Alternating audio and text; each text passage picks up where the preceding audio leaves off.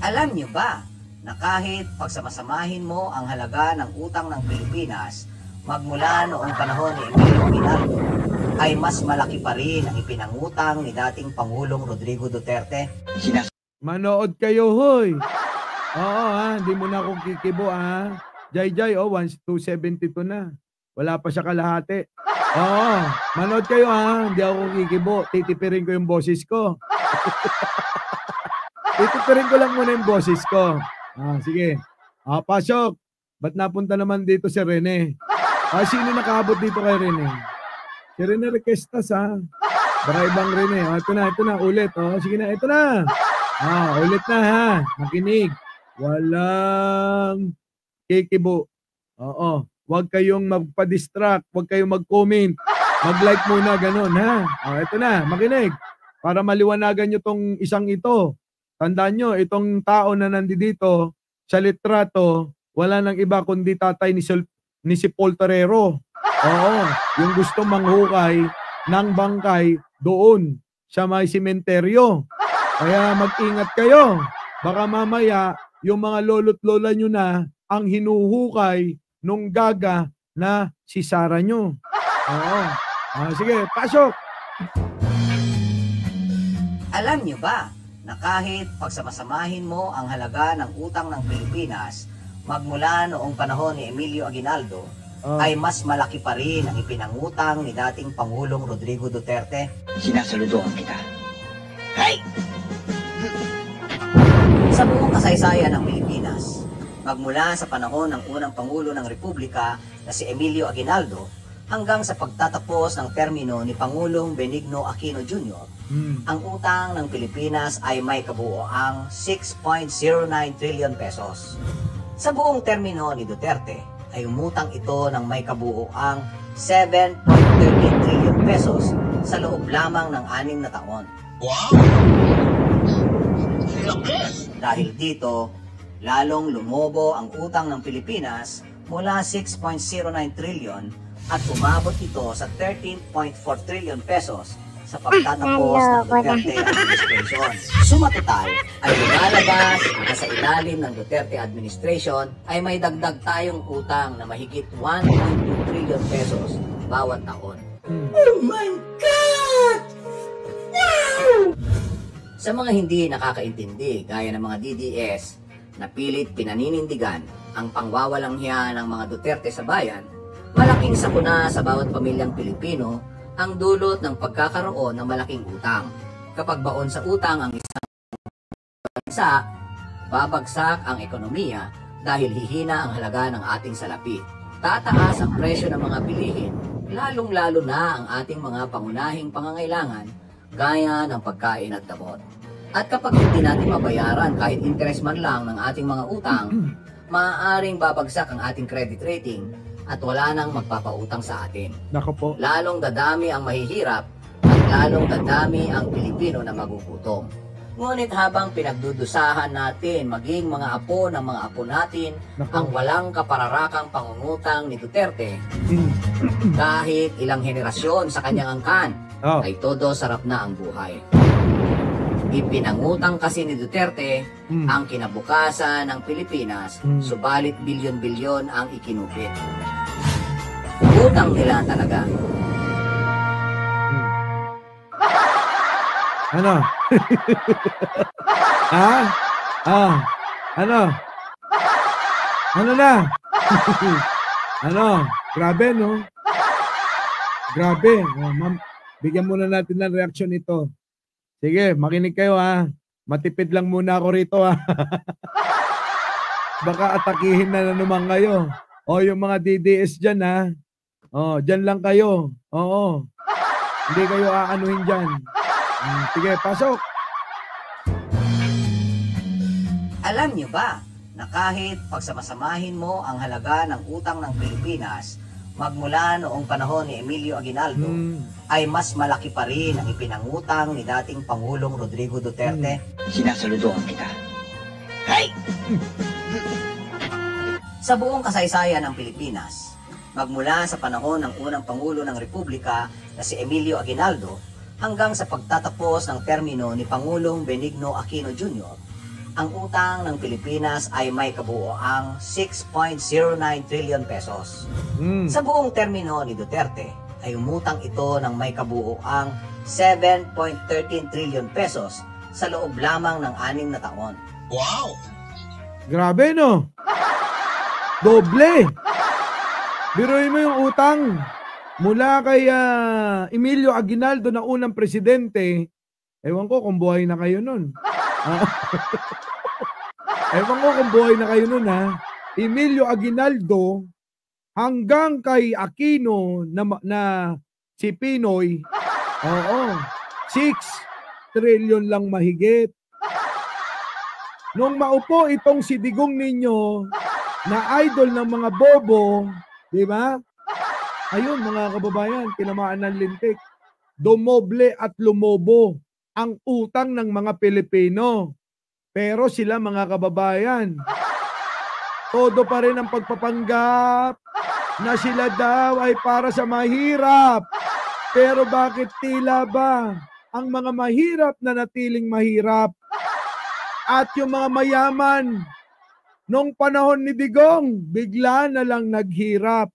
Sa makatuwid, si Digong lang ang yumaman nung panahon na siya'y nanungkulan. Dahil dito, lalong lumobo ang utang ng Pilipinas mula 6.09 trillion at umabot ito sa 13.4 trillion pesos. Nakita nyo pagkakaiba? Aba, hindi lang doble mga kababayan. Sumobra pa. Sumobra pa. Hindi lang doble. Biruin mo, inabutan niya ang utang ng Pilipinas 6.9 trillion. Nung lumabas siya, pinamana niya kay Pangulong Bongbong Marcos 13.4 trillion. Kung pagpaplasin mo yung 6.9 trillion 0.09, nako, grabe. Aba, ilagpas pa mga kababayan. Oo, malayong malayo Eh kahit yung sobra na lang, pinamigay na lang sana sa atin. Baka alam nyo na, no? Hindi sana tayo nag-iirap ng ganito. Sumatotal ay lumalabas na sa ilalim ng Duterte administration ay may dagdag tayong utang na mahigit 1.2 trillion pesos bawat taon. Alaka, 1.2 trillion bawat taon mula nung naupo si Digong. Saan ka pa mga kababayan? Pag tinanong mo kung saan napunta, ituturo nila yung mga sira-sirang mga proyektong pinaggagawa nila. Kalma. Diba? Baby, kalma. Huwag mo naman akong bigyan ng dahilan para tapihan ka. Thank you naman, Jing Garcia. Alam ko naman yun. Joke ko lang yun. Oo, pinaparinggan ko lang si Aichang at saka si Beauty. Huwag kang mag-alala. Di ba mga kababayan? Ibang klase talaga. Oo. Oh, sige, tuloy natin. Oh my God!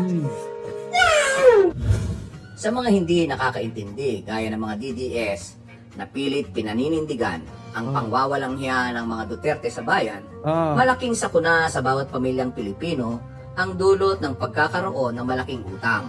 Kapag baon sa utang ang isang bansa, babagsak ang ekonomiya dahil hihina ang halaga ng ating salapi. Tataas ang presyo ng mga bilihin, lalong-lalo na ang ating... Nakita nyo naman ang epekto, di ba? Pero yung mga tanga, mga kababayan, yung epekto, ang tinamaan, si Pangulong Bongbong Marcos, nagtaasa ng bilihin. Bakit? Iwan ba naman ni Digong lahat ng mga problema? Problema sa lahat, mga kababayan. Hindi natapos ng mga proyekto, problema sa droga, pondo, sinimot niya. O, walang natira. So, anong gusto nyo? Aba, instant? Si Pangulong Bongbong Marcos mag-aabono sa ninakaw ni Duterte? Saan ka naman nakakita ng ganun? Siyempre, kailangan pa ni Pangulong Bongbong Marcos na magtrabaho at lumikom ng pondo. Di ba? Kaya nga, nagtataka yung marami. Ha?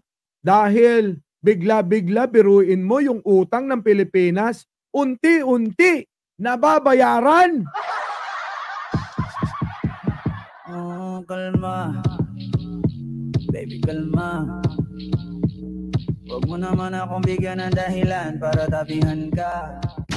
Diba? Unti-unti mga kababayan na babayaran ng mga utang.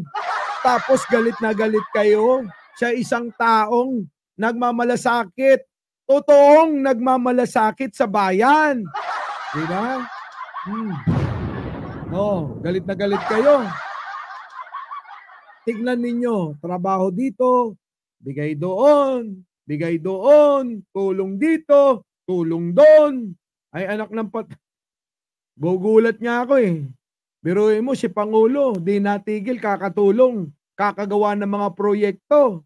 Ha? Ang dami nang natapos, pero kayo nagbubulag-bulagan pa rin kayo sa katotohanan na ang mga magnanakaw, ang totoong magnanakaw, yung mga iniidolo nyo na mga bobo kayo.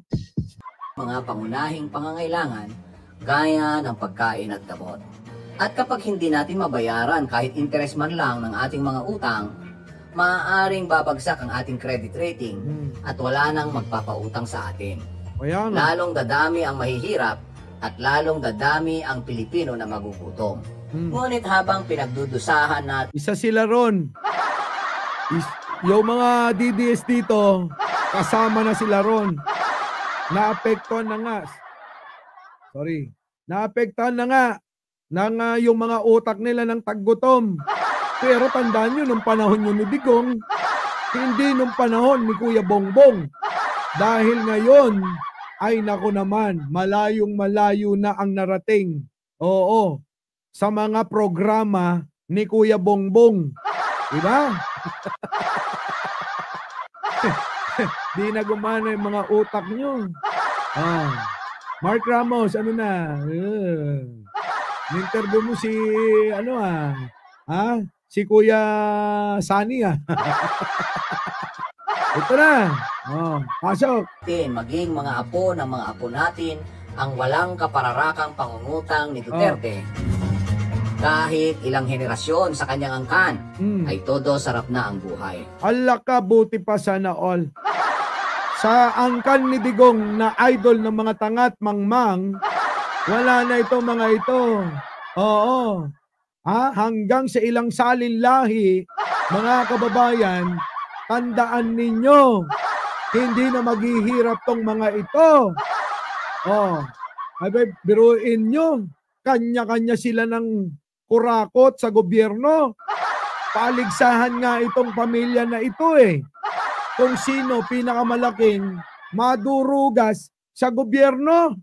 Diba? Wala. Ipinangutang kasi ni Duterte ang kinabukasan ng Pilipinas, subalit bilyon-bilyon ang ikinupit. Utang nila talaga.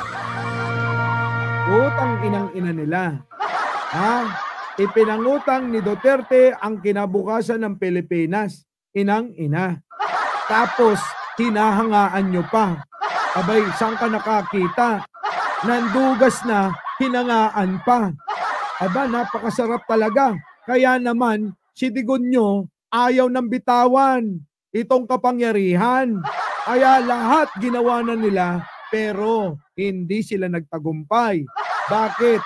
Dahil hindi naman maitatago yan sa ating mga mamamayan.